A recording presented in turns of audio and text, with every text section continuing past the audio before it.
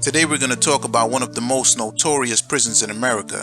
It's known across America because of many significant people and events that is directly related to the history of Rahway State Prison.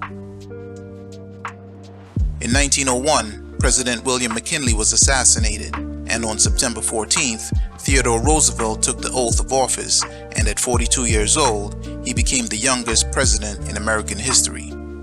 That same year, Rahway opened its doors as New Jersey's first reformatory for youth. It was built on 21 acres and surrounded by 1,000 acres of farmland that was worked by the inmates. This, of course, was by design, as you can imagine the demographic of the landowners that were used to free labor. It started off with false intentions to provide training for jobs for those behind the walls, but over the years it developed into something else. Starting in the 1920s, other youth reformatories such as Annandale and Bordentown were built, and Rahway changed from a youth reformatory to a prison for adult males. In April 1952, in a response to ill treatment, the prisoners took officers hostage during a riot. They were rebelling against treatment which included the parole system, and they wanted the warden to lose his job. The prison operators immediately cut off the food and water supply, and after a few days, the riot ended as inmates suffered from hunger and thirst. There is no way for a fellow who is incarcerated in one of our institutions in communicating his grievances to the man up front, the man who sets the policy and operates these institutions. In June 1966, a bartender and 2 customers became victims of homicide in a tavern located in Paterson, New Jersey. The next year, in '77, a well-known boxer by the name of Reuben Hurricane Carter and a man named John Artis were arrested and charged with the crime. They would go on to serve hard time in Rahway and fight for their freedom as they maintained their innocence against a racially corrupt justice system. And that is part of my everyday life here. Brutality, humiliation. I realize that I am here in prison, but I committed no crime to be here in prison. The crime was committed against me. I refuse to be treated as a criminal. I refuse to be treated as a non-entity. I am somebody. I'm a human being. Around 1969, at 22 years old, a man named James Scott was convicted of an armed robbery that happened a year earlier. James also ended up getting sentenced to hard time in Rahway. While serving time, he met Albert Dickens, who was already serving a 50-year sentence for his part in an armed robbery that was associated with the violent members of the New World of Islam. James would go on to meet Reuben while Reuben was serving a triple life sentence. Being around these type of influences, James was convinced to use his talents to train seriously and focus on boxing as a sport. In 1971, in the auditorium of Rahway, 250 inmates were watching a movie. During the movie, they created a commotion, and when the warden stepped in, they surrounded him and began to beat him into submission. Most of the 20 other guards ran for cover, and the takeover started. Although more than half the inmates were African American and most of the guards were Caucasian, the issue was deeper than race.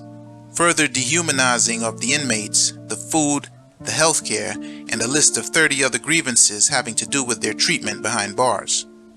The takeover ended in 24 hours when they released the hostages, but after a dozen guards received injuries from fists and feet, chairs and stabbings. Inmates all over the tiers. They were running loose? Yeah, they taking the keys from us. All the keys were taken.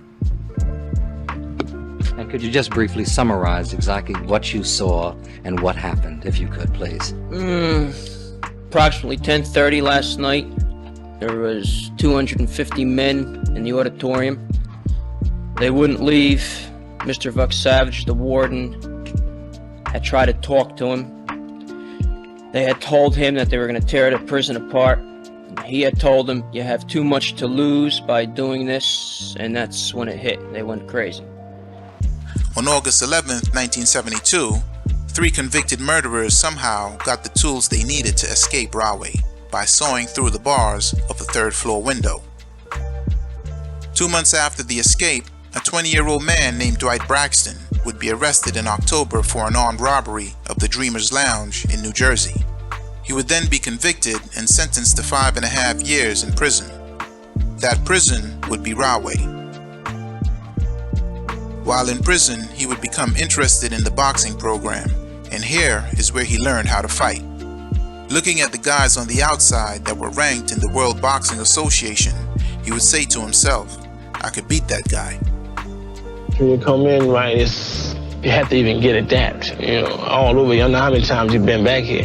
You still got to get adapted all over again because it's unreal, it's unnatural. And when you come in, the cell closes, and you can't get up and just walk out when you want to. And then there's going to be moments when the thought's going to hit you. They tell you, keep your mind off the street. He would go on to spar with James Scott and other inmates that were also good fighters, who fine-tuned their skills in Rahway. Dwight had a good head on his shoulders, and he was motivated by the horrible circumstances of the prison life, so he made a promise to himself: do the time and never come back to this place. Boxing wasn't the only talent that came out of Rahway. While on a visit to Rahway, a Motown artist and producer, George Kerr, heard some R&B voices that he knew were special. He got permission from the state and came back with a mobile studio and recorded an album by the inmates, by the Escorts, which was released in 1973. In January 1974, James Scott was released from Rahway on a work parole program. He was paroled to Florida, where he could work with trainers from the 5th Street Gym in Miami, which just happened to be one of the gyms that Muhammad Ali used to train in. In early 1975, James was in his groove. He had won all his professional fights and was on his way to doing big things, but he was his worst enemy. He was paroled in Florida, but decided to violate his parole by going back and forth to New Jersey. On one of those trips, he got caught up and was arrested for a crime that happened on May 8, 1975. The crime was for robbery of 3 female drug dealers and the homicide of a drug trafficker named Everett at the Scudder Homes housing projects. Unfortunately for him, a witness saw a body being dragged and dumped from a car. That witness somehow just happened to be an Essex County corrections officer who just happened to be there at the time with a pen and paper to write down the license plate of the car. The license plate traced back to the car that was registered to yours truly, James Scott.